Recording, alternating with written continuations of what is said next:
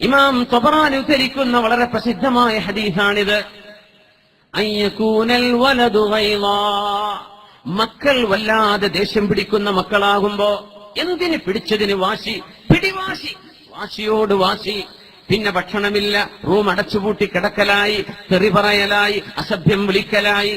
ഇങ്ങനെ മക്കൾക്കമിതമായ കോപം നിങ്ങൾക്ക് കാണാൻ കഴിഞ്ഞാൽ, അത് ഒരുപാട് മക്കളിൽ കാണാൻ കഴിഞ്ഞാൽ, ഇത് അന്ത്യനാളിനെ വിളിച്ചറിയിക്കുന്നുവെന്ന് മുത്ത് റസൂലുള്ളാഹി സ്വല്ലല്ലാഹു അലൈഹി വസല്ലം.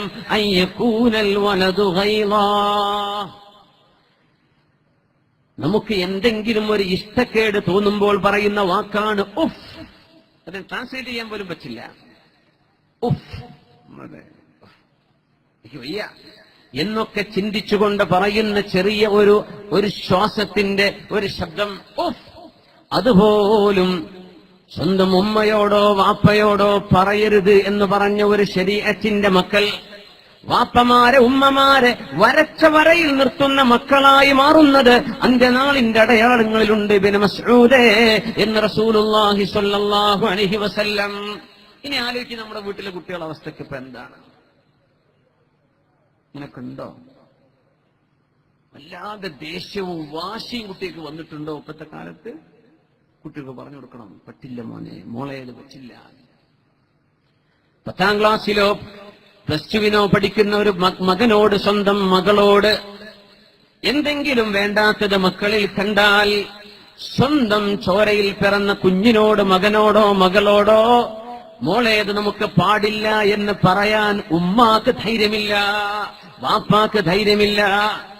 ഡിഗ്രിക്ക് പഠിക്കുന്ന മക്കളോട്, സ്വന്തം ചോരയിൽ പിറന്ന കുഞ്ഞാണിത്, താലോലം പാടി ഉറക്കിയ കുഞ്ഞുമക്കൾ, സ്വന്തം കൈകളിൽ കിടന്ന് വളർന്ന മക്കൾ, ഒന്ന് നിവർന്ന് നടക്കാനുള്ള പ്രായമായിട്ട് തോന്നിവാസം ചെയ്തു വരുമ്പോൾ, മയക്കുമരുന്നടിച്ചു വരുമ്പോ, കള്ളുകുടിച്ചു വരുമ്പോ, ഇത് ചെയ്യരുതെന്ന് ഒരു താക്കീത് കൊടുക്കാനുള്ള തന്റെ ഇടം പോലും നഷ്ടപ്പെടുന്ന ഉമ്മമാരെ, വാപ്പമാരെ, അയ്യകൂനൽ വലദു ഗൈളാ, മക്കൾ വല്ലാതെ ദേഷ്യം പിടിക്കുന്ന, അവര് ശകാരിക്കുന്നവർ, അവരോടൊന്നും പറയാൻ പറ്റില്ല, അവരിങ്ങോട്ട് ചീത്ത പറയുന്നവർ, അങ്ങനത്തെ മക്കളാണ് നിങ്ങൾക്ക് ലഭിച്ചതെങ്കിൽ നിങ്ങളുടെ വീടിന്റെ ഉള്ളിൽ നിന്നാണ് ഖിയാമത്തിന്റെ ആവിർഭാവം, അതിന്റെ ഉറവിടം ആരംഭിക്കുന്നതെന്ന് പരിശുദ്ധ റസൂലുള്ളാഹി സ്വല്ലല്ലാഹു അലൈഹി വസല്ലം മക്കൾക്ക് പറഞ്ഞു കൊടുത്തുവോ?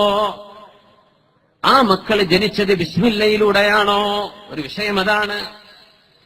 ബിസ്മില്ലാഹി, ഒരു കുഞ്ഞ് വേണമെന്ന് ആഗ്രഹിക്കുമ്പോ, ഒരു ഭാര്യയും ഒരു ഭർത്താവും കുടുംബജീവിതത്തിലേക്ക് പ്രവേശിക്കുമ്പോ, ബിസ്മില്ലാഹ് അല്ലാഹുമ്മ ജന്നിബിനശ് ശൈത്വാൻ വജന്നിബിശ് ശൈത്വാന മാ റസഖ്തനാ, അല്ലാഹുവേ നീ അനുവദിച്ച മഹർ കൊടുത്ത് നിക്കാഹ് ചെയ്ത എന്റെ ഭാര്യയിലേക്ക് ഞാൻ പ്രവേശിക്കുന്നത് നിന്റെ നാമത്തിലാണ് പടച്ചവനെ. നിന്റെ നാമം ചൊല്ലിയപ്പോഴാണ് അൻകഹ്തുക വസവ്വജ്തുക എന്ന് പെണ്ണിന്റെ വാപ്പ കൈപിടിച്ച് പറഞ്ഞപ്പോഴാണ് ആ പെണ്ണ് ഹലാലായത്, നിന്റെ നാമം ഉച്ചരിച്ചപ്പോ.